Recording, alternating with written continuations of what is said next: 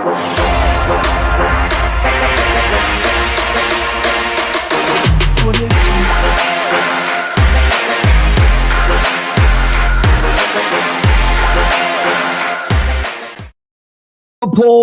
win it with the final kick of the game.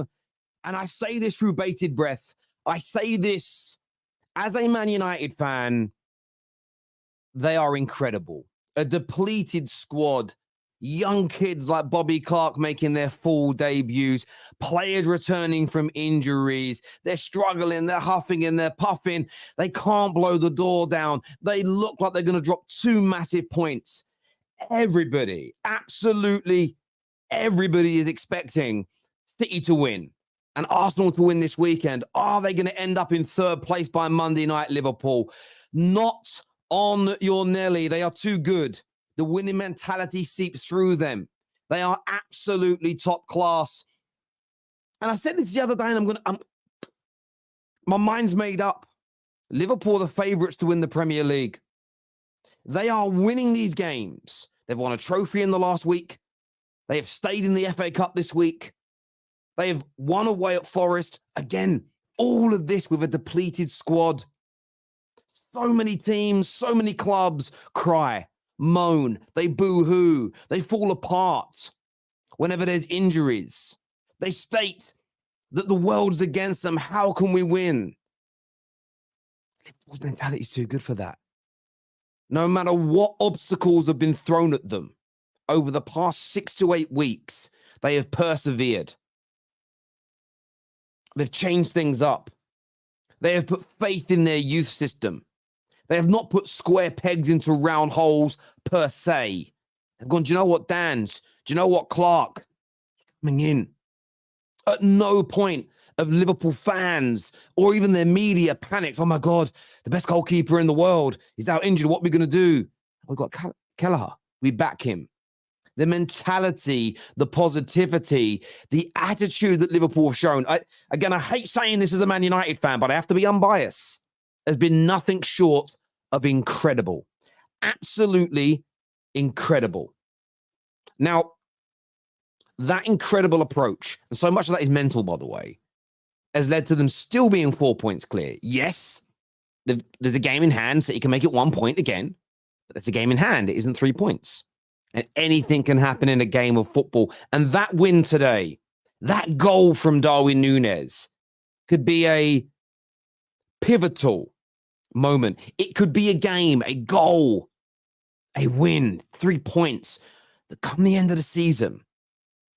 If Liverpool are off their 2nd Premier League, their 20th league title, you look back at those little moments, those dots, as I like to call them, those little memories of when it changed. Today's that game. Because they probably shouldn't have got the points. They did. They did. And on the backdrop of all the adversity they've gone through, a save only a few moments earlier from Sells. Gakpo should have squared it in the dying moments of the 90 minutes. He didn't. He gets greedy. You think, oh no, they're going to drop points. Well, that's what Liverpool fans are thinking. I'm trying to celebrate them dropping points. I'm a Man United fan. But they break City hearts. They break Arsenal hearts. They break Nottingham Forest hearts as well. And who to do it as well?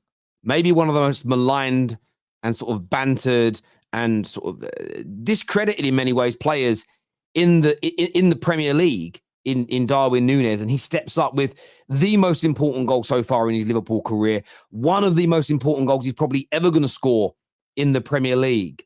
And I just don't think right now you can look, for me, it's not about Arsenal playing the best football in the league. City are the best team, in my opinion, in the world right now. I'm making Liverpool my favourites. And I'm making Liverpool my favourites because of today. Because of the way they've persevered in the last 2 months, and they're still on top. They're still in all the competitions. They've won a trophy. Do you know how good they're going to feel? Do you know how good they're going to feel as a collective, knowing that Darwin's obviously back now, but he's going to get the full fitness? Do you know how they're going to feel with Alisson coming back. Do you know how they're going to feel with Mo Salah coming back into the mix? When these players return, knowing that they can win without them just gives them such confidence. It will feel like, it isn't like, oh, we've thrown the season away. Well, yeah, you're back now. Thanks. It's we've kept your seat warm for you.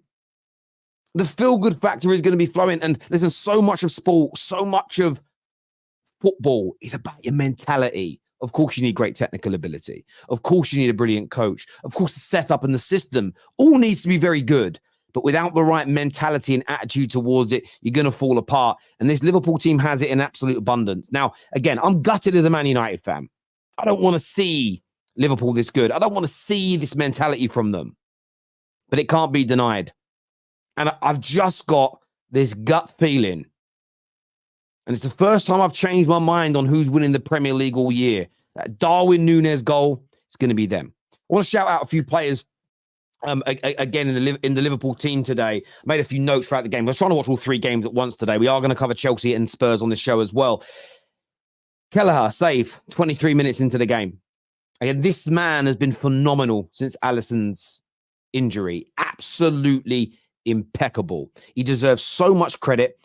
He may not be getting it because he isn't the guy obviously getting the winning goals. Klopp's kids are getting a lot of the attention. But Kellegher, I know Liverpool fans again won't thank me for saying this, but he needs a move. That man needs a move to not a bigger club, but a chance to be a number one goalkeeper. He is sensational. That save on the 23rd minute could have been all the difference, really. I think if Liverpool concede first, and this is what's not happened to them in this period with the kids playing and all the injuries, is they haven't been conceding first and then having to dig that back from there. They've been able to stay in the game. Kellegher has been a big part of that, and then they've grabbed these winners. And I know they scored 3 goals against Southampton, but later on in the game, and they got through those moments of adversity. I also want to shout out, Bobby Clark for his first, what you call full debut, starting the game in the Premier League, away from home.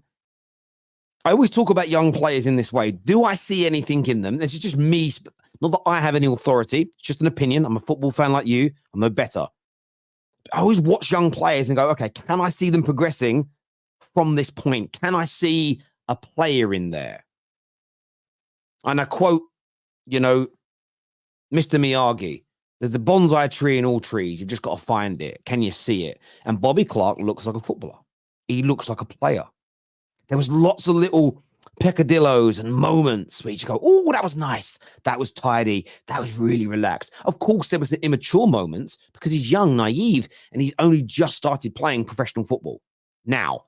Like he's 2 or 3 games into being a professional footballer for real, if that makes sense, and at the highest level of the game. But I thought young Bobby Clark in the midfield, away from home, in a really tough game with pressure, in a title race, absolutely impeccable. And I think he deserves so much credit. And then, of course, Darwin Núñez, a player that I've joined in and bantered him at the right times, but I've also defended him a lot as well. I do think I did say a while back, he needs to start adding more goals. He needs to have those clutch moments. And although I know there's elements of his game that will frustrate Liverpool fans at times, just what he did today when he came on was phenomenal. Absolutely phenomenal. And what I think about Darwin Núñez is this. I think you're going to have some frustrated moments from him, but you're going to never say he isn't working for the team. You're never going to say he isn't influencing games in any way, shape, or form. And that's key. But you know what I think Darwin Núñez is? I think he's a clutch player. I think, say he stays at Liverpool for another 5-6 years, I think you're going to see a number of moments like today in big league games, in big cup ties, in big Champions League matches. I think he's the type of individual with the personality for it. He has the personality to say, do you know what? I'm going to go for broke here. I'm going to put myself into positions. I'm going to put it all on the line and try and win. And it's those individuals, almost sort of very Didier Drogba-esque, that will come up with those pivotal moments. And of course, you want a number 9 scoring 30, 40, 50 goals a season. But sometimes you can't always have that. What you might end up getting with Darwin is a good level goal scorer, 15, 20 league goals a season. But 5, 6, 7 of them being so important to not dropping points or winning games. And I thought he did very well when he came on. You saw a difference in Liverpool. It pepped them up a bit. There was more energy there. And look, it was painful for me as a Man United fan watching that goal go in. It frustrated the living daylights out of me, but I stand by it. This Liverpool team is incredible. Not the best footballing team in the Premier League this year. By the way, I'm judging that on the elite end of the spectrum. I'm not comparing them to teams outside the top four. Not the best footballing team. They concede more opportunities than we've seen other Liverpool, the previous world-class Liverpool team that Klopp put together.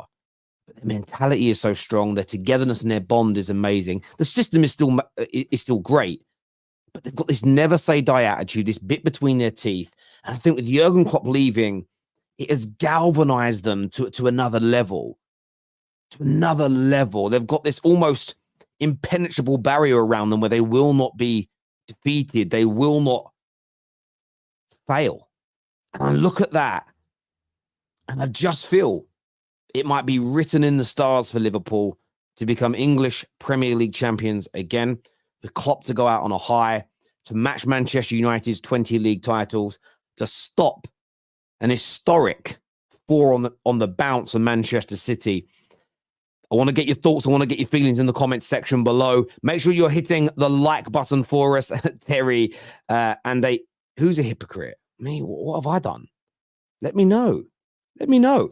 I want to get your views and I want to get your opinions. Panel coming on the show very, very soon. I've got a few people backstage ready to come on. I want to speak Chelsea and Spurs as well. Look, I want to say about Chelsea. Chelsea are a weird team, mate. They're a weird team. There was passages of play today that were really good. I thought some nice, tidy football in the first half. I thought they were by far the better team in the first half. They really had Brentford on the ropes towards the end. Got their goal. Very well taken goal by Nico Jackson. Great. The cross, by the way, Gusto. I'm throwing this out there. We're going to speak to the panel about it. For me, he's just starting right back even when Reece James returns 110%. This kid is class. He's absolute class. He really, really is class. And the cross from him was great. Well taken. I then thought Brentford were there for the taking. And then the second half begins and Chelsea come out and they're so timid again. They come out and they look a bit shook. They look a bit worried.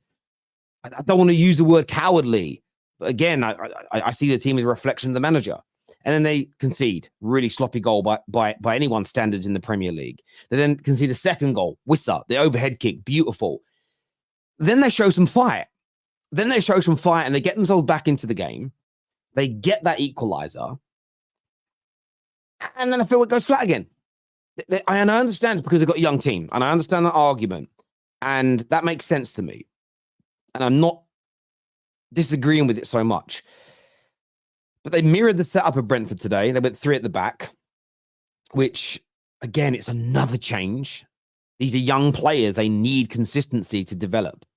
It's, I'm going to play you this week here, then there. Oh, yeah, I know you've been left back a lot of the season, Levi Colwell. Then I made you centre back for a few weeks. Now you're going to play on the left-hand side of a back 3.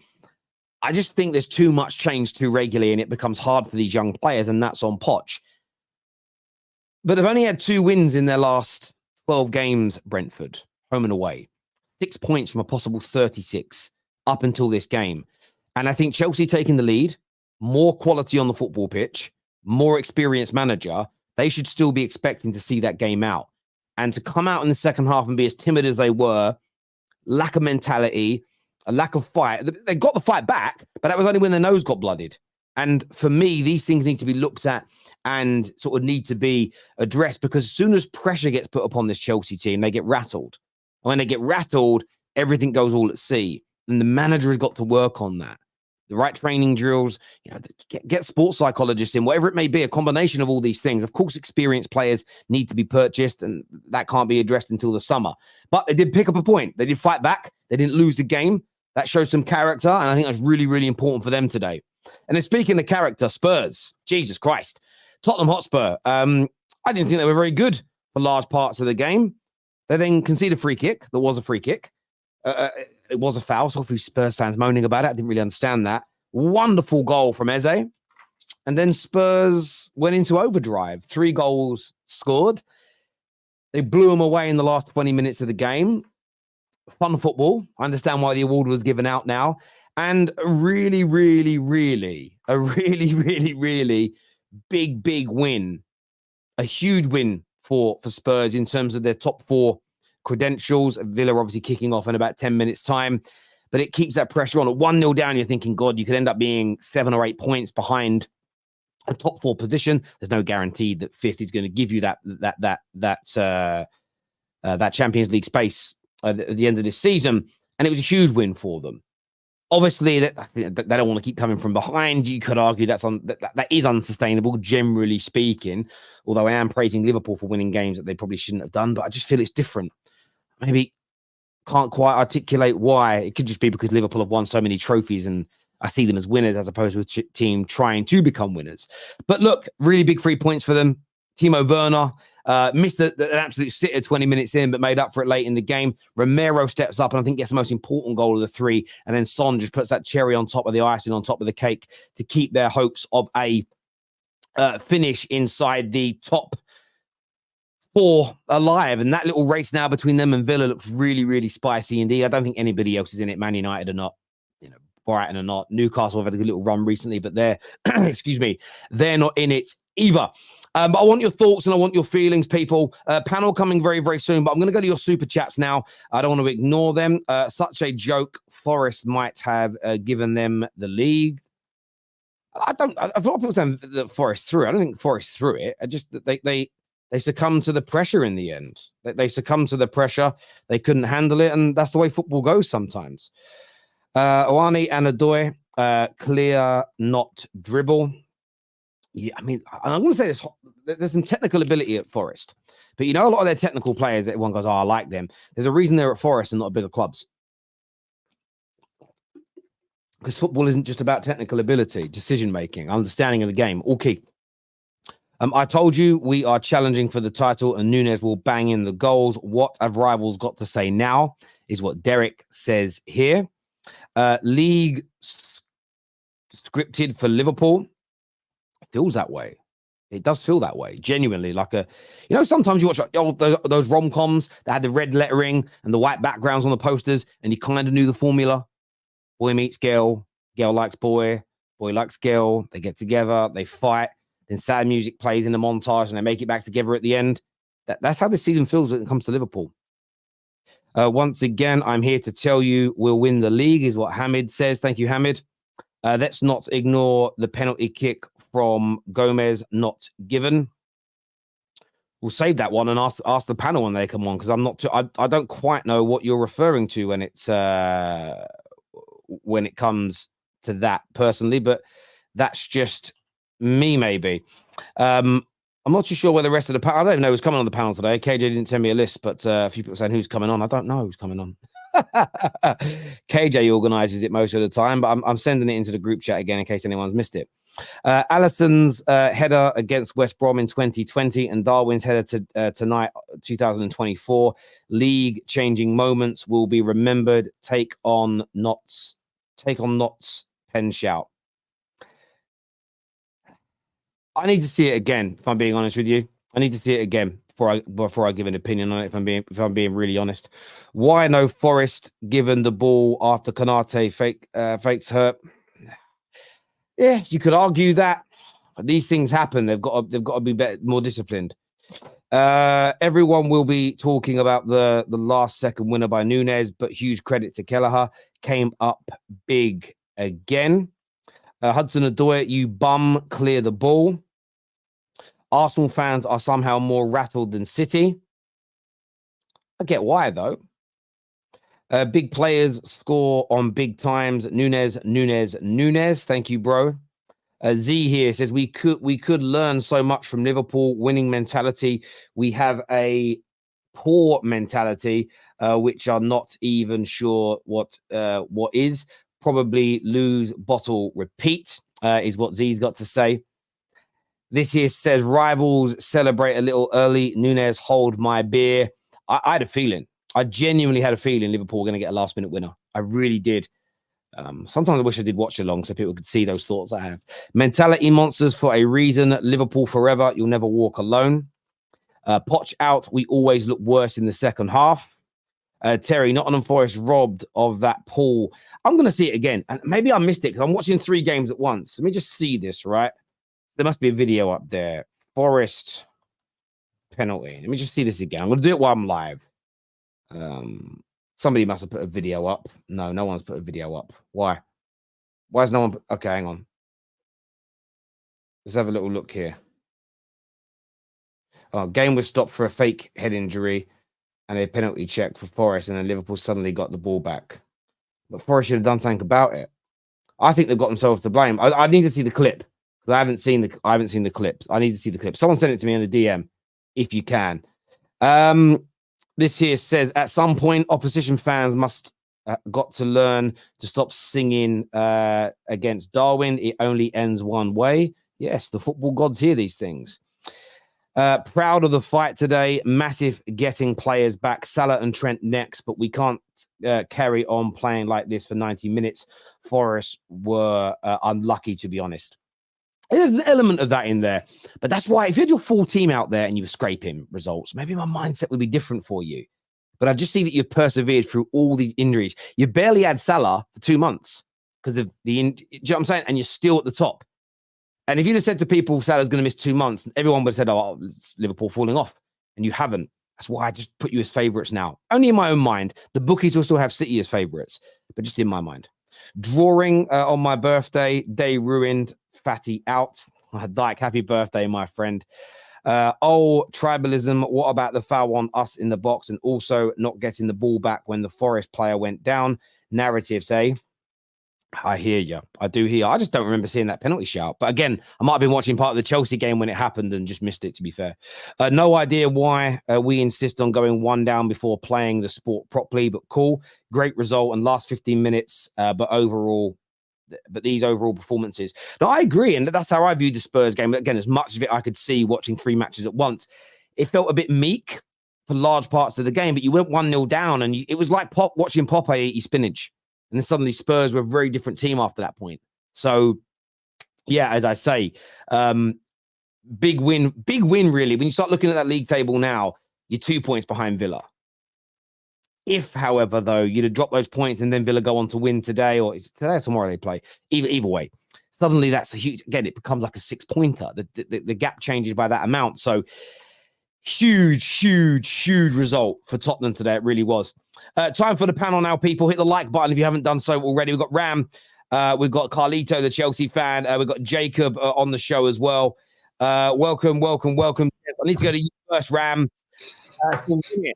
To win it like that in the dying moments. Darwin Núñez, talk to me. Terry, I told you in the preview it's going to be a hard game. I told you it's going to be a really tough game for us. And when all hope was lost, I thought, nah, game's done. We don't look like scoring. The players don't want to score today. We haven't made any good chances. We didn't even play particularly well. But you just need that moment of quality, moment of world-class quality. And I'm going to call it world-class. First of all, Alexis McAllister, my God, what a ball.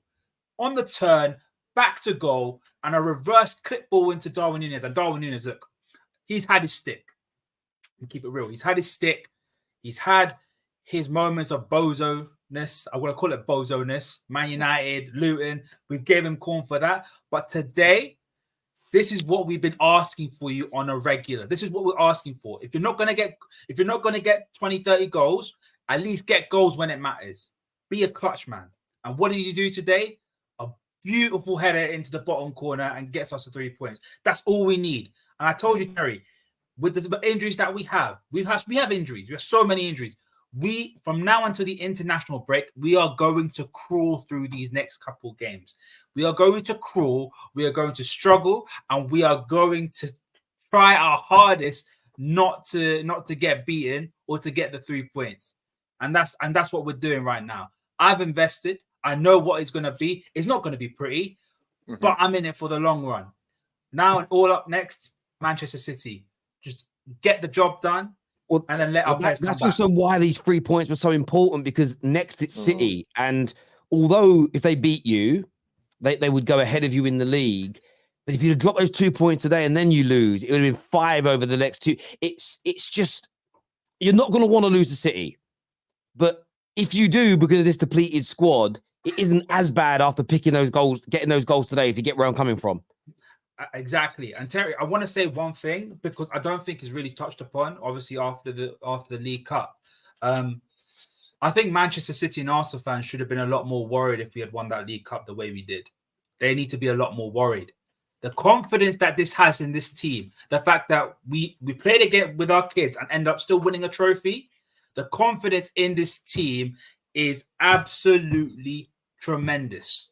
And I guarantee you, if we didn't win that League Cup, we wouldn't have got this result. I'm going to say this right now. The confidence, the self-belief, and the ability that these guys have, mix that all together, you've got a formula to win the league title, in my opinion.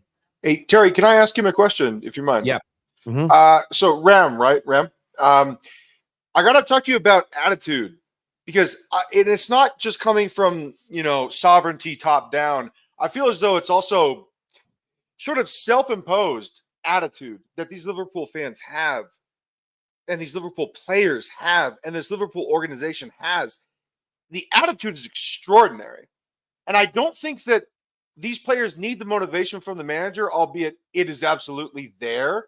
But I think they're self-motivated. I think that they just fucking care.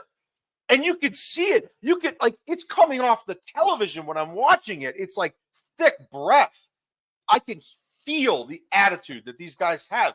They just want it more. They're not playing like Terry, he was very eloquent when he said, Liverpool's not playing the best football, but they want it more, Ram. They want it more. Absolutely. But I think the one thing you got to maintain, the unity within this football club overall, fans, players, manager, everyone knows what we're about. Everyone knows that we're going to do this for Klopp. It's Klopp's last dance. We got to get these trophies for Klopp. And there's this almost unified will to win and unified thought process within everyone. It's like, do it for Klopp. Do it for Klopp. He's done so much for us. We need to pay him back and we need to give him these trophies and send him off riding into the sunset. And that's what it is, man. And it's a dangerous sight because put that all together, people will say narratives, but when you have that will comes into play, then it'll be long days for everybody else, man. You know what it is? This mentality monster thing was also created by Klopp. Like when he first came in, he's the one that built this whole we can do this atmosphere around Liverpool. And it's like cool. As a rival, not a rival. I'm not really rivals with Liverpool, but as a neutral, looking at it wow, he's built this mentality in Liverpool. Now the fan base is getting behind him in his last ever season. It's cool to watch. Yeah, you are right. Do you know what, Carlito? I understand where you're coming from. These players are self-motivated. Yeah. They will also self-police. If people, I had an argument with a Man United fan a couple of years ago where he was adamant that the behavior from Man United players during training in the week, on match days, in our dressing room and training ground, he thinks it's no different to what goes on at Liverpool City. And geez. Yeah, I fervently don't believe that's the case at all. I reckon if you spent a week in one, a week in another, you'd see it. The difference would be palpable. But it is created by the manager. But then what happens is once you create that great standard is the players in self-police, and that way the manager doesn't have to do so much. But what he's done brilliantly in his last 8 weeks, it hasn't just been when the kids came in, but that's a huge part of it. They lost players to the AFCON. They lost players to the Asian Cup. No pressure. The kids have to come in, and he's like, look, they're great. They're great players. The way I saw him, he had an arm around one of the shoulders of a player during the League Cup final. It's in extra time, and he's just smiling with the kid. And you can semi-lip read, and he just says, "Go and enjoy yourself. Go and have a great day." And he has just made all these young players believe. He's made the fringe players and the squad players believe that they don't need the Soberslys, the Salahs, the Trents. And it's worked because he's instilled that mentality for 7 or 8 years. And you are right now. I think the players themselves have it in abundance, but the catalyst is him as a manager leading this team. And the mentality is crazy. And it's why I think they're going to win the league this year. I just feel it's today's win, plus the way they won the Carabao Cup, the way they won the FA Cup in the week. You just look at it and go, they should be dropping points in these games. I fancied them to drop points today. And they went against the odds and did it. And it was, it's just fantastic. As a football fan, it's fantastic. As a Man United fan, I'm not going to lie. It is absolutely painful. I was sitting there ready to celebrate, but that didn't seem to happen. There's some super chats here that say Nunes has had bozo moments, but he has also had a lot of great moments as well, especially this last couple of months. These players are clutch indeed. Klopp factor. That's very, very true. We're playing Gomez as a DM with an 18-year-old kid beside him. Liverpool is winning these games on empty, just hoping we can claw our way to the title. Like, that must impress you so much, Ram, that you're doing this, as you say, with Gomez playing as a DM and kids making debuts in title race games away from home in the Premier League. Terry, I made a wild statement being like, if injuries are that bad, I'll play Gomez at DM, and I got slaughtered by everybody because I knew for myself it's not going to work. And like the super chat said, an 18-year-old kid is playing in these games, like no experience, had barely played a minute of football for Liverpool, made his debut this season, and he's coming on and playing against teams like Nottingham Forest away from home. And I'm going to say it like this, yeah. This kind of situation that we're in, we're like a wounded soldier. We're a wounded soldier, and we're getting crossfire from Man City and Arsenal because they look like they're just going to keep on winning as well. All we got to do is just crawl our way back to the medical tent and just get our reinforcements back, because that's how it is right now. We are literally running on empty. We are crawling. I wouldn't say a wounded soldier. I would say you're like a wounded dog, but that's dangerous. You've got a dog who's got a little problem. Like my dog, he's only 5 months old. He got a little thorn in his paw today when I took him for a walk. I was trying to get it out, and he's never growled at me, but he weren't happy. Do you know what I mean? He's 5 months old. I was thinking, damn, if he was 3 years old, could be very different. You know, dogs get a bit hurt, they get a bit scared, they do crazy things. That's what you lot are like. You really shouldn't be doing what you're doing, but you're biting back hard. This here says, Ram, you're a bozo Liverpool fan. He saved us 6 points against Newcastle, and today he scored on big times. Always find a way to criticize him. I don't get it. What? He wasn't criticizing him. He wasn't criticizing. I just gave him so much credit today. What the hell? If he saw the match reactions I had against Newcastle, I compared his performance to what it was in 2008 when I was watching Torres. Like, bro, I gave him his credit today because he scored a match-winning goal. When he doesn't do that, and when he has his bozo moments, I'm gonna criticize him. If he misses an open goal like he did against Luton, I'm not gonna praise him. I'm gonna criticize him. But if he does stuff like this, then I'm gonna praise him. Like, damned if you do, damned if you don't. If I don't praise him all the time, I'm gonna get slaughtered. If I don't criticize him, I'm still gonna get slaughtered. I don't know what to do, Terry. I hear you. I hear you. And he has had bozo moments, but that doesn't mean he hasn't had great moments. I did want to ask you as well, Ram, because I know you're a massive fan of Alisson, but Kellegher has just been, in these last 3 or 4 games, has just been sensational. You could actually argue being your most consistent and best player in that time. Oh, yeah, 100%. As soon as he's come in, he's really stepped up. My main issue was that obviously he hasn't played a lot of games. I don't know if he's going to be rusty or is he going to make some mistakes. Obviously, we saw glimpses against Fulham and he made a couple of really poor errors, which he could have done better. And all of a sudden, he's morphed into like a mini Alisson. Like, he's made these crucial saves. I know he made a one-on-one save against Elanga, which, again, it might have been offside, but he wasn't meant to know anything about that. So, distribution-wise, he's been very good. Like, he's been the most consistent player. Maybe him and Van Dijk probably have been the two best players for us.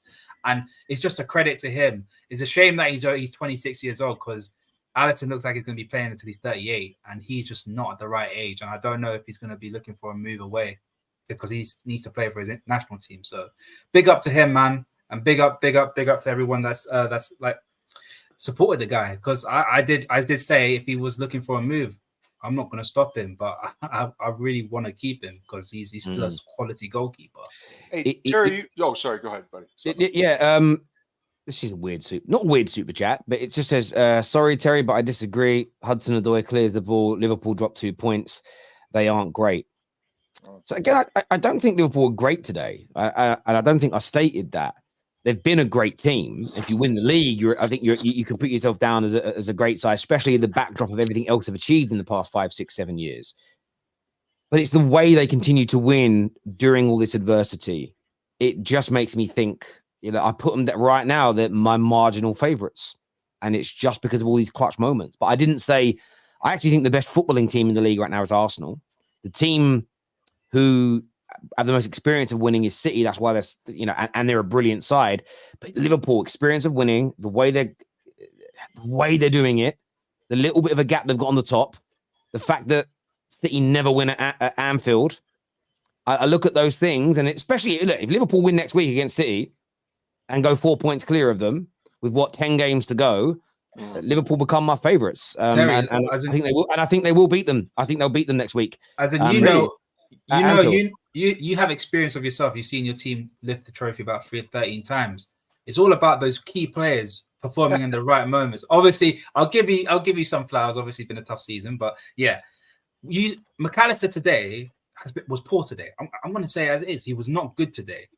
But the one thing you need is in those moments where you need that little bit of quality, they provide it for you. And that's what happened today. We just needed one moment of quality. And look, we end up winning the game. I'm happy. Everyone's going to be happy about it. And we move on to City. That's how it is. Absolutely. We are playing Gomez. Sorry, already done that super chat. Hold that Ram, you Forest fan. Yeah, I know your dad is. Nottingham Forest penalty, exactly the same as Dan's penalty, both ungiven. Yeah, I didn't think Dan's was a penalty. So no one sent me a link yet to the other one. Salty could have been a pen. Yeah, it could have been, but it wasn't, as we say. That was a huge moment in the season. You'll never walk alone, is what Cam says. Thank you, Cam. Forest are their own worst enemy. I mean, I didn't actually deep that. It's 2 games running where they've literally lost it in the last minute from crosses into the box. That's actually crazy. History does repeat itself. We'll cover more of the super chats from Liverpool. Stay with us, panel. Dan, I would say a game of 2 halves, but it wasn't. It was a game of 75 minutes versus 15 minutes, and Spurs came up trumps again, though, and win 3-1. I don't think we played well, and I think if it weren't for Johnson pressing and we grabbed that goal, I don't think we would have finished playing well. I think the fact that we scored that goal in that minute, it gave a boost to the team to lift up the performance. I don't think if we don't score that, I don't think we boost our performance from there. But I was disappointed. First couple minutes we were very sloppy. First half we were sloppy.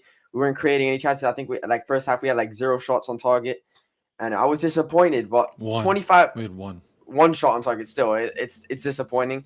And then they get a free kick. I don't know, Terry. I heard you saying in the intro that Tottenham fans were saying that's not a free kick.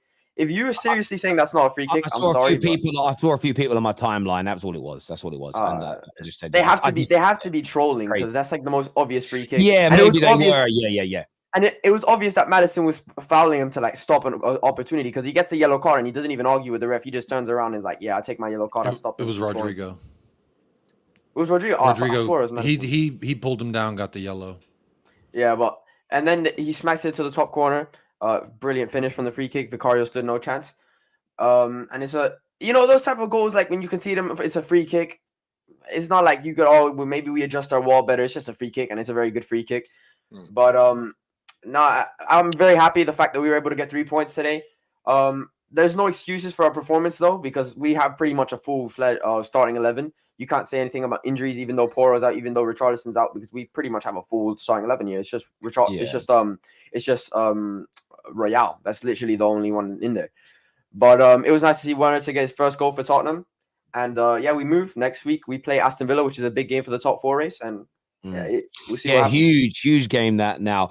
I just want to shout out, by the way, you can see the words "the squad" above the panel. So that is a brand new YouTube channel and podcast that I have launched. The first episode isn't out yet, but make sure you go and subscribe to it now. I am doing it with one of the biggest YouTubers in the world. It's going to be a weekly show that comes out. So I'd love you all to participate in that. So go and get subscribed now to that channel by scanning that QR code or clicking the link in our description. It's also pinned into the live chat as well. So make sure you go and get sort of not signed up, but just subscribe it. Bell notification buttons as well. Jacob, what did you make of it today from Spurs? Because it was quite lackluster for the first 75 minutes. And I think, as young Dan said, it took your equalizer to really get going. What do you think the problems were for Spurs today? Well, for me, I mean, we dominated possession in the first half, but like Dan said, we were just not doing anything with it. And I'm getting real annoyed with this. When we get down in the final third, we just do this horseshoe football, and it's really annoying to see. And whenever Richarlison's up there, he never really tracks back and receives the ball and doesn't link up well. And I thought Son tried to in the second half of the first half, but really the first 45, very, very forgettable. Timo Werner obviously threw on goal, very disappointing. It's kind of what we thought he would do. We all know that one good thing he does is run, and all the rest is secondary. And honestly, it was very disappointing. We could have been up 3-1 by the time that they scored that, to be quite frank. But, again, 11 minutes, I guess, is all it takes of us to be brilliant for us to win that match because honestly, Timo Werner couldn't have missed that goal. Brennan Johnson, great play to, I think he won it off of Joachim Anderson is his name. He beat him about twice with the ball. And then Jefferson Lerma comes up and he jukes that guy. I mean, great play from Brennan Johnson, who for the most part, Tottenham fans don't really like it when he's out there because he kind of gives you those Timo Werner type moments. But look, I thought he did really good on that first goal to create that for Timo Werner. There was a few times where we had those sizzling crosses across the 6-yard box where Kulu's pace kind of let him down. And if it was a Brennan Johnson in that first half, I think we do score that. But for me, look, that was a game that I wanted to see us go out and dominate the entire 90 and win. Unfortunately, we only dominated for about 20 minutes. But at the end of the day, 3 points is 3 points. It's kind of like not the prettiest girl you've ever picked up, but at the end of the day, mission accomplished. She gets it done. Yeah, they say when the lights are off, it's all the same anyway. By the way, can I add? Young Daniel can't relate, but go on, mate. She's an industrious broad. What can I say? But can I also add Micky van de Ven today? I'm sorry, but I have to say it. Top 5 centre backs in the league. Dude, he's so good. He's so good. He's so good, man. And I love him. His pace is unreal. I've never seen a centre back like that. Honestly, remember Terry when I told you last time I was on? I told you he has the potential to be miles clear of Saliba. Yeah. If you don't see that from his performances like today, hang on. Again. He doesn't have the potential to be miles clear of Saliba. I think he does. I'll give you an example. I'll give you an example because for me, again, language is important.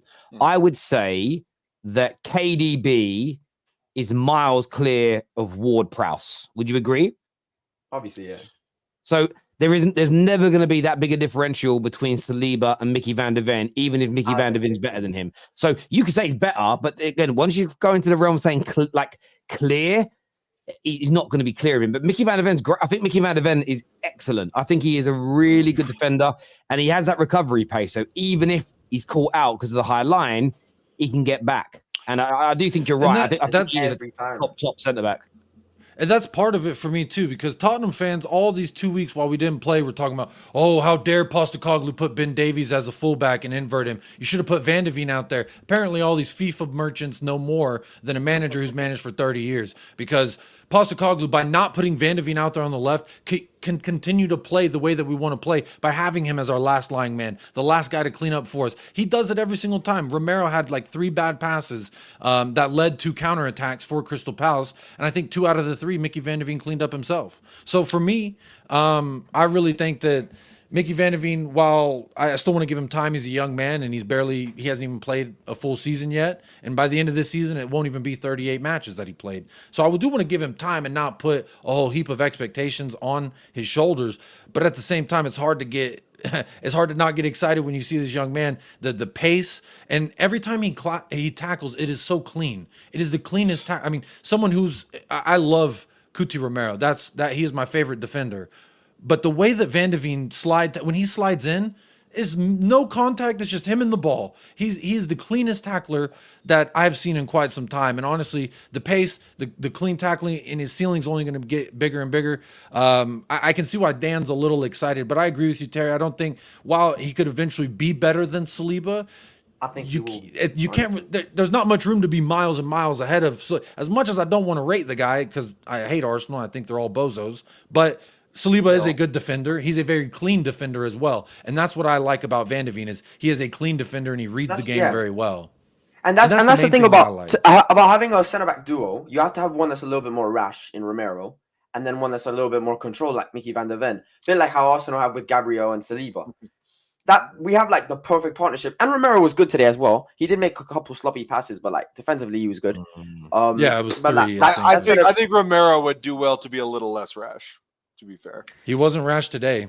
I think the Romero rash narrative is a little bit forced. I think Like, It's very I don't think forced. it's worse at all. I No. think that it's no, I don't think absolutely he's as rushed. self-imposed. I think it's so. This is what happens when all the overexaggerated. big clubs play at the same time, and then people base their opinions on Romero off of what they No, remember. I And what you watched- remember and- is and like the Chelsea. Chelsea- What you no, remember no, is no. And the Chelsea game wasn't even okay. I'm not gonna start a whole debate here, but in my opinion, I don't think it was a penalty, not even a red card.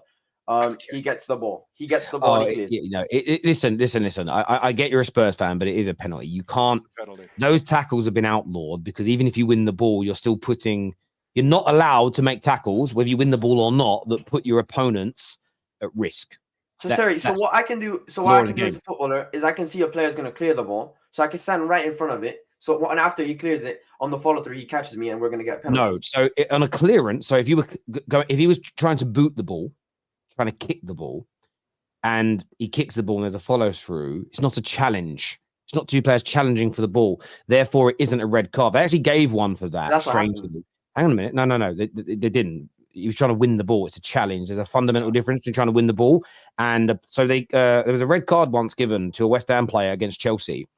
And I want to say it was what's it? Soufal. He cleared the ball. It's Algier. Algier, sorry, yeah, he cleared the ball. He didn't make a challenge. He cleared the ball, and the follow through of his clearance was like shin high studs.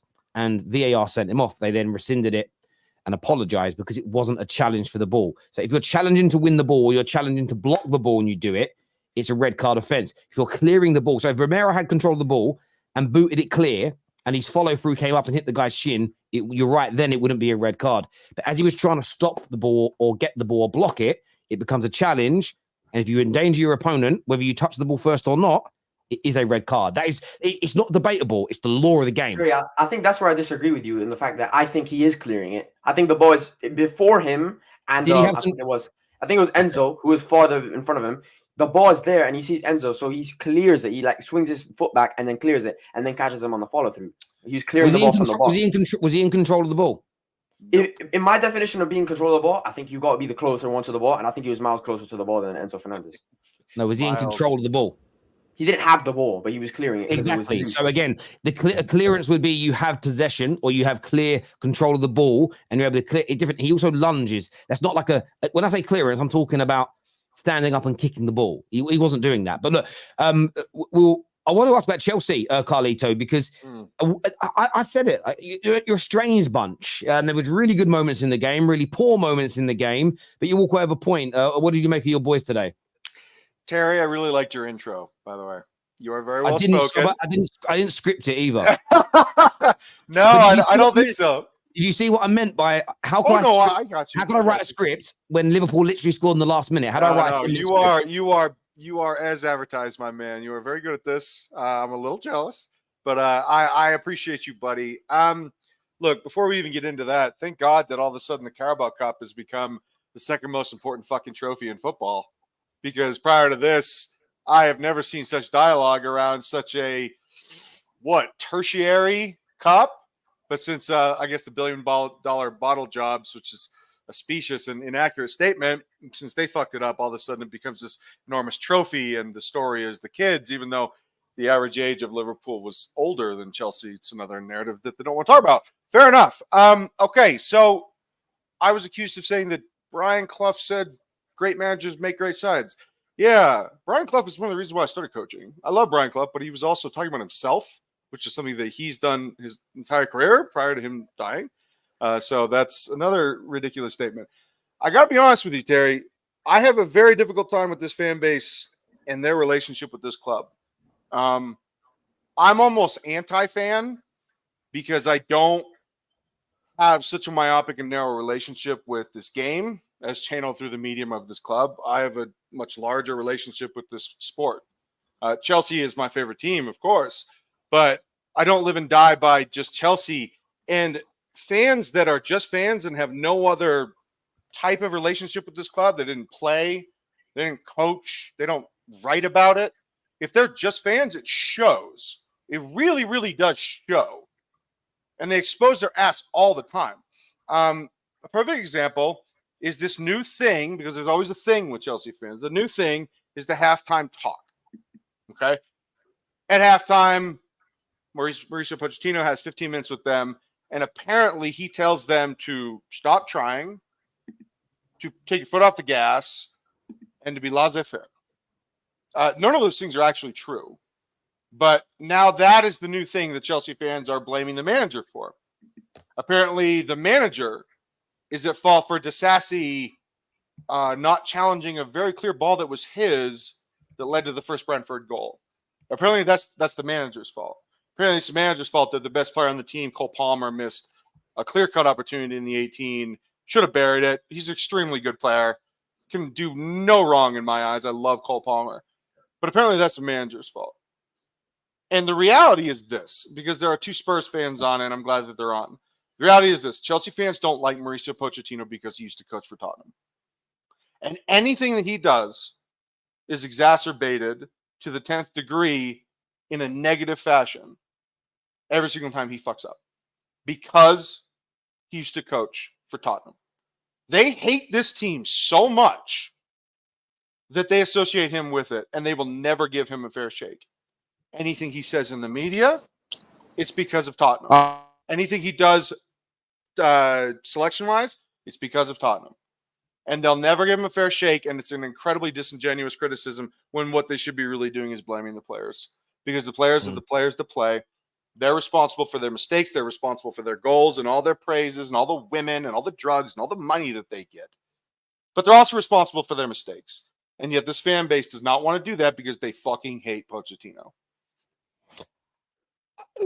Dom, what's your take on that, bro? And obviously you're at the game today. Yes, Fatal, how you doing, man? Hope you're good. Hope you're good, brother. Hope you're good, my G. What did you make it today, Don? I know you were at the game. Yeah. Can you not hear me okay? Yeah, perfect, bro. Yeah, bro, I can't lie, man. Listen, when I saw that lineup, I wasn't happy, man, because straight away, it's just negative. You know what I mean? This team has barely played in a back three. Because at first, I thought Chilwell would be playing at left wing. I couldn't believe it when I was seeing 3 at the back. You know, people are trying to make excuses for it, saying, oh, you know, it's because Brentford have a lot of height. But look how many headers we're still conceding, Terry. How many times have I come on there saying, time and time again, you know, this guy thinks about the opposition too much, and we still end up conceding headers. We still end up conceding set pieces. And the same problem was happening again today. Do you know what I'm saying? So in that first half, everything was just slow, man. Side to side football. You know, I wasn't really seeing many patterns. You know what I mean? But we kind of grew into the half. Jackson was a very good goal. You know, Gusto. He's a very good player. I like that. Very good header from him. And like I said, we grew into the game a little bit. But I was looking at it like, yo, listen, big second half now. Because one thing about us, I don't know what Poch says to these lot at half time, bro. There it is, Terry. There it is. We always come out worse. We always come out worse in the second half. Carlito, mute yourself, my brother. Mute yourself for now, yeah. But as I was saying, bro, in the second half, the in-game management just was not good enough. I was looking at Brentford, yeah, and they looked like they were going to score. You know what I'm saying? They pushed up a lot higher than the first half because they could smell blood. And this is a team that have lost their last 10 games in the last 12, Terry. Right? And we ended up giving them something. Do you know what I mean? It was very clear to see that we needed a little bit more width. I was looking at the pitch. It was very clear because Brentford's a small stadium. I showed you a picture of the stadium. Very nice stadium, by the way. But it's a small pitch. I'm looking at Kellegher, right wing. I'm looking at Enzo, left wing. I'm looking at it. I was talking to Dan and Fats next to me and Alex, and I'm like, bro, what's going on here? The shape's a mess. You know what I'm saying? And then surprise, surprise, they score a goal. And then as always, reactionary. That's when Mudryk comes on. That's when Sterling comes on. And surprise, surprise, we play a lot better because that's the formation that these lot are used to. Do you know what I mean? But by then, it was a little bit too late. So this is the problem I've got with this manager, man. He's not brave enough. Yes, we had a few chances here and there that we should have buried. Like Palmer's chance, he should have buried that one.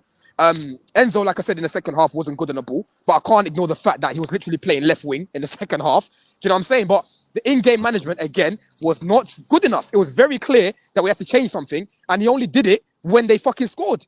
And that's the theme of this guy's time at Chelsea. He's not brave enough. You know what I'm saying? Carly, I was just sort of said a moment ago. Like, the reaction of the fans who were screaming Pochettino. Yeah, and exactly, yeah. The fans were screaming, get like, what was it? Yeah, fuck off Maurizio, fuck off Maurizio. I was screaming it loud as well because I don't want him at the club anymore. Yeah. Do you know what I'm saying? Yeah. Carly, because the fans. Listen to what Carlito's got to say, because Carlito, just before you came on, was sort of saying that this narrative about Poch is wrong. Carlito, like, have your say, mate. No, it's an incredibly disingenuous argument. Chelsea fans hate Tottenham. I mean, it is as simple as that. Everyone thinks this is an Arsenal-Chelsea rivalry. No, it is not. It is always going to be Tottenham-Chelsea. That is the biggest rivalry we have, even though they have no trophies. but it's a city thing. Okay, it's always going to be that way. They don't like this guy. Anything that he does, they will criticize. Okay, Chalobah shits his pants at back post on Wednesday. It's Pochettino's fault. That's absurd. But no one's saying that, Carlito, though. No one's saying that. You've literally just heard. Yes, they are. Okay, people might be saying that online. That's fine. Yeah, I'm one of the few Chelsea fans that was defending this man and saying we should bring him into the team, right? Because of what he did with young players. We've got a lot of young players, but he hasn't been able to do the bare minimum. You know what I'm saying? I've come on here. I've spoke about some of the players. I've said, Palmer should have finished his chance. You might know how much I love Palmer, but in front of goal, in front of goal today, he wasn't good enough. It was a very good assist from him, but overall in front of goal, not good enough. When he shoots, bro, like there's no power in the shot. He's always trying to bend it instead of just putting his foot through it. Do you know what I'm saying? And it's really frustrating to watch. You know what I mean? But end of the day, I ain't got an agenda on Poch because I wanted Poch to do well. But if he keeps constantly making mistakes, I'm gonna call him out on it, bro. It's got nothing to do with him being a Spurs manager. But end of the day, the guy's not brave enough, and he has no idea how to use these players a lot of the time. Do you know what I'm saying? Oh, I mean, I would agree that Gallagher should not even be on this team, and yet he plays him every game. Carlito, you want a perfect example? The fact that a rival can go to another club and the actual other club love him more. As much as I hate him, Sol Campbell left us to Arsenal, and Arsenal fans to this day love him. So even if somebody goes from one club to another as a rival, if they do well, the club's gonna love them. But you're talking about a Chelsea fan I will base. say that about tribalism, and I will say this, and this isn't a dig at any of our international fans because I don't know what it's like to support football in your countries. As much as over here you don't want like a rival player or manager coming to your club, but I remember when we got Jose, and obviously we had a really good sort of rivalry with you during the Jose Fergie times, and at first I was like, it's Chelsea. And then what I started to get excited about was I'd love him it didn't happen, of course, but I'd love him to come to us and win the Champions League with us because that would really hurt Chelsea fans. And I think there are a lot of Chelsea fans who maybe at first go, Poch is Spurs. But imagine he comes here and wins us trophies. Imagine he comes here and wins us the league. That actually hurts Spurs fans more. It hurts Spurs fans to this day that Sol Campbell did the Invincibles with their biggest rivals. So I get where you're coming from, but if Poch's teams are playing well, and I get your point, and I don't think they actually think that the team talks are so uninspiring at halftime. The players are coming out. I disagree with you on that one. I think that they really believe that. So some young people online might think that when people say, "What the hell is he doing at halftime?" It's more of an expression of saying, how the hell are we so lackluster and slow at the beginning of the second half? No one actually thinks he's going in there and say, guys, what I want you to do at the beginning of the second half is act like you've only got one leg. No one thinks that. What they're saying is, why are we so slow after halftime? What is going on in there? They don't literally mean, what is he saying? Respectfully, you're the same guy that called him a coward after the team talk prior to the overtime in the Carabao Cup. He was a coward. Yeah. He is a coward. So Terry's right for that. Terry, you're talking out of both sides of your mouth. Now, let's be very clear here. I'm not. You are. No, Terry's right for saying that. Look, I can explain to you why. Here's a perfect example. Carlito, I can explain to you why I'm not talking out both sides of my mouth. Okay. I don't think they sat back in extra time because of the poor, uninspiring speech. I think he told them to sit back, absorb the pressure, and try and wait it out for penalties and not to be too expansive in the attack. That is a tactical decision that I think was cowardly. I'm not stating that they sat back because they were uninspired by what he said. They're two different things. I don't think that it's an uninspiring team talk that's leading to this. I thought it was a cowardly tactical approach from the manager and from the team in extra time. So they're two fundamentally different components in my view. You're not comprehending that team talk, then that is fundamentally lackluster. But Carlito, I think you're missing one thing, yeah? Tactics are a key thing in football, right? And we're talking about this man. I know that. You keep, bro. Hold on. You keep interrupting me, bro. Let me land my point, yeah? You keep talking about Spurs this, and mentality is another thing. That's a big thing as well, because this manager will come out and say Jackson did nothing wrong. Yeah, when he ran and got a yellow card when he was off the pitch. He was on the bench. The guy ran and got a yellow card. I don't see a single player doing that at Arsenal, by the way. I don't see a single player doing that at Man City, by the way. But when he does it over here, yeah, it's okay. They did nothing wrong. Do you know what I'm saying? Mentality and in-game management and tactics are key in football, bro. And right now we're looking at how tactically this manager has not been good enough. And you keep focusing on the fact that he came from Spurs. No one cares about that right now. That's irrelevant right now. The fact of the matter is, like Terry has said, this guy's mentality is poor, and tactically, he told them man last week to sit back. Do you know what I'm saying? Today, like I said, he was very negative today, bro. Oh, in a bit, bro. I'm on the terrace. Big up. I mean, do you have any proof that he said that? Do you have any proof that he said that? He came out in the press conference. He came out and said it. He came out and said it. Bro, he literally came out and said it. I don't, Carlito. It's like you're blind to what's in front of you right now. You've got your head in just inaccurate. I know what he said. But Carlito, you've got your head in the sand right now. You've got your head in the sand right now. And like I said, this is coming from someone that wanted Poch. But like I've said, I can't ignore the fuckeries that he's been doing. You know what I'm saying? Like today, we're not going to get any sustained attacks here with 2 attackers on the pitch. And like I said, no surprise, we played a lot better. We looked a lot better, Terry. Would you agree? When he brought on more attackers on the pitch. You know what I mean? And that's being brave. But he done it too late. Time and time again, he does things too late. Do you know what I mean? I think that those decisions, they do impact the mentality of a team. We've just been praising Klopp. Klopp turns around to these young kids and says, we're not going to change how we play. You've trained from the academy, the reserve team to play in that style. You're going to come into the first team and go and express yourselves. If he was saying to the team, right, guys, we've got these injuries, we're going to struggle to win without them. Yes, you're a young midfielder, but I want you to come on and be really kind of conservative, sit back, don't be too expansive. He's planting a seed. I remember when Tuchel did it at Chelsea, when you were the only team, to be fair, that wasn't able to get games called off for COVID. But it's the way he started talking. I don't know how we're going to cope. I don't know how we're going to get through this period. Yeah. And I remember when he said that, I did a top 6 show. I said, I think you guys are going to start losing. You were in the title race to that point, and you planted that seed of negativity and almost an excuse. Human beings, this is part of our, if we've got an excuse to underperform, sometimes we subconsciously take that excuse and we go, well, it's okay now. We've been given one. And I think that that's the problem when you have a cowardly manager. And I just do think Poch, there's root of him, I think he's a yellow belly. I really, really do think Terry, such an unbelievable let me tell you something. Let me tell you something, Carlito. Yeah? Based on what? Carlito, let me tell you something. Poch will never get a top job again. He will never get a top job again. Come back to the stream, today. He will never, ever get a top job again. How many times are you going to tell me something? My goodness. Terry, that's just a specious accusation. I don't know why you would say that he's yellow belly? That he's yellow? He's a coward. That's strong, dude. That's pretty strong. Why? I mean, when you say it's strong, it's hardly an offensive pejorative to apply. That is a pejorative concept. Yes.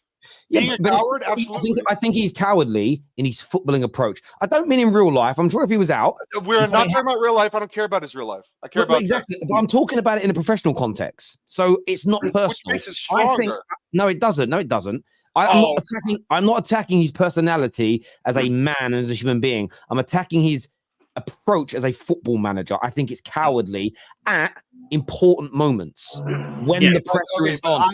When the pressure is gone, when the fight and flight emotions come in, he freezes and he runs. He freezes because he makes silly mistakes tactically, and then he asks his team to sit back an extra time. That's an example of it. He doesn't have the fight when it comes to those adverse moments, in my humble opinion, as a football manager. And his career and the crumbling and how he leaves clubs and the lack of trophies, for me, is the proof of that and how he hasn't won them. Sorry, can I just make a point before I go as well, Carlito?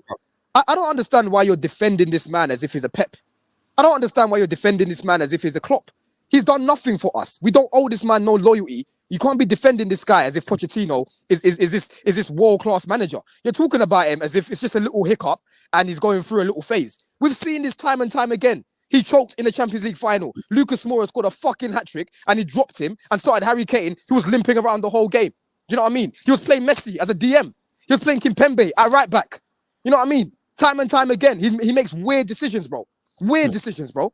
Yeah, but you're here overrating this manager as if he's God sent or something. I don't understand.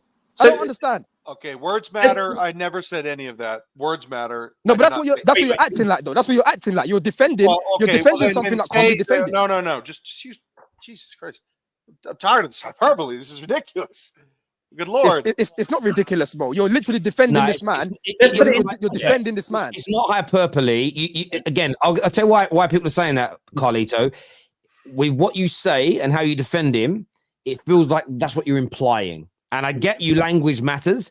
It does. But when it comes to talking about somebody's opinion, you don't always have to say something to mean something. And we're not in a court of law. We're not trying to find you guilty of anything where we need cast iron, undeniable proof. You are defending this man far too much, in my opinion. Now, I'm not a Chelsea fan, but I want to go to Alan. What are you saying, brother? So, look, in regards to this Poch thing, when he was at Spurs, you could argue the fact that when we were in the finals with big moments, we were always kind of the underdog. So I get that. I get that to a point, but you've got to stand up. Like I say, you've got to take accountability for your own performance and your own decision making, and he didn't do it for Spurs. But that game against Liverpool, it was a bit of an end-to-end game. Obviously, Liverpool had the better at the beginning, but when they made their subs in that last 15 minutes before full time, before when it's extra time, you were all over them. You were literally peppering a goal. You had them penned back, and it was literally like, okay. I was sitting there thinking to myself, watching it, I can't believe he's going to win a trophy at Chelsea, like without doing it. That's how in control you were. You then get to the point where you have the team talk, and his decision is, yeah, Klopp can talk to the youngsters and say, okay, reset, this is where you need to be, because he made the changes and you see they're all over the place. But I'm sorry, the quality that you had on the pitch, because you do have quality at Chelsea, although it's being mismanaged at times as well by Poch, and obviously the players aren't taking accountability.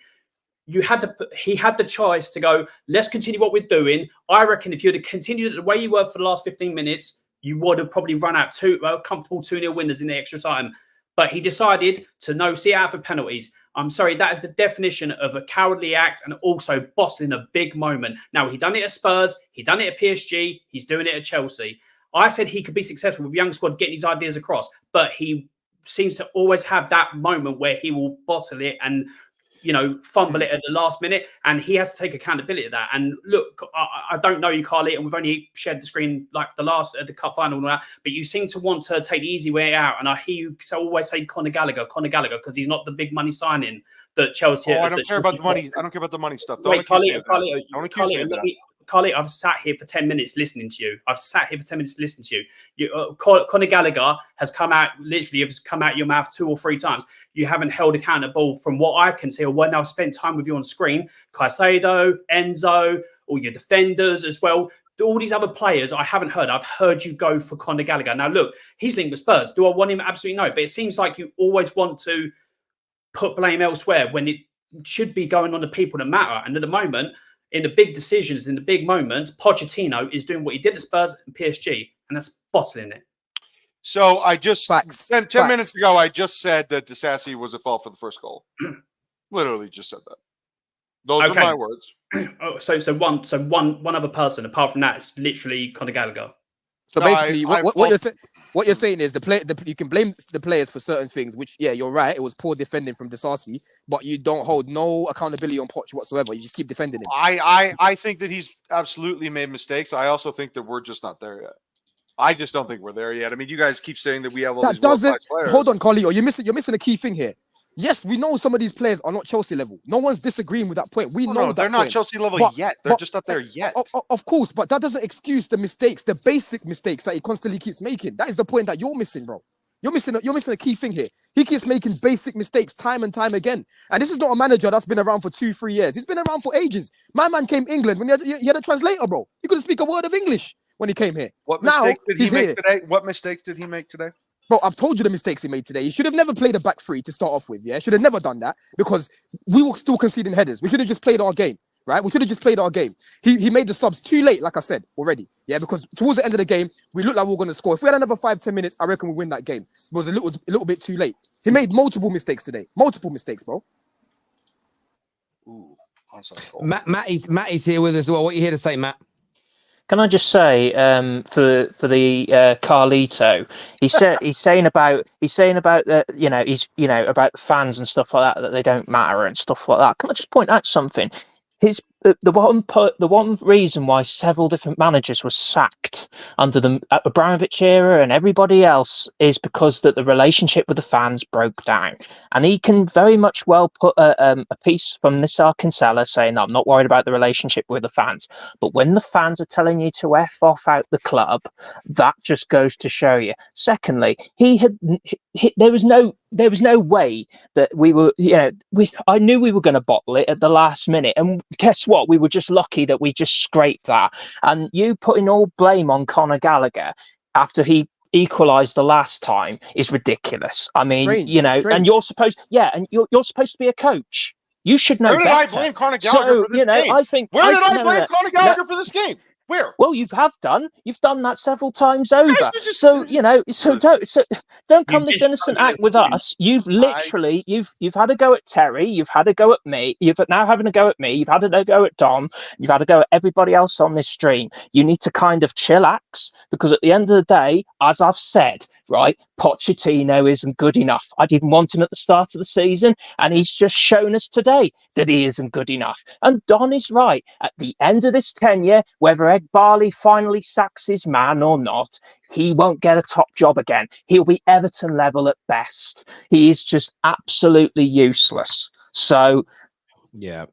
that's all I I'm gotta going be to say. real with Boys, you, man. boys, I don't I've got think to he's gonna shoot. be fired. He's not gonna be fired. Cheers, Don. Thank you. I've got to shoot. Yeah, bless up, man. Cheers, brother. I Thank you just, very Terry, much. I Dom, don't man. think he's gonna be fired, man. But Thank look, you. look. Let's Guys, be I've real got to about. jump to some of these super chats. I'm just running out a little bit of time here. Fair. Sorry. This here says just fans, Chelsea fans. Sorry, just fans. Chelsea fan is entitled, although he's Poch point kind of true. Sorry, Poch point kind of true. Players more at fault than Poch overall. I think players have definitely got some blame in this. There's no doubt. That's very true. I don't know what that's meant to say. Okay, don't know what this guy is talking about. Yes, Chelsea was younger than Liverpool, but talk about the quality and the cost of those young players.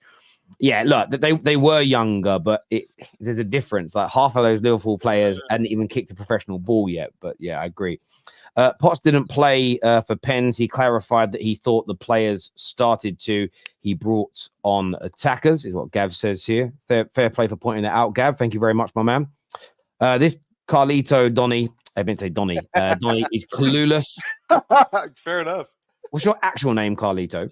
Ryan. Okay. I knew it wasn't Carlito. It's a good film, though. My middle name, yeah. Oh, yeah. No, I'm an honorary Mexican. All my friends are Hispanic, and my middle name's Carl. So. Okay. Carlito is ignoring the elephant in the room. You're 11th. No one is saying you have to be winning the league, but 11th, Poch has to take the blame. Exactly.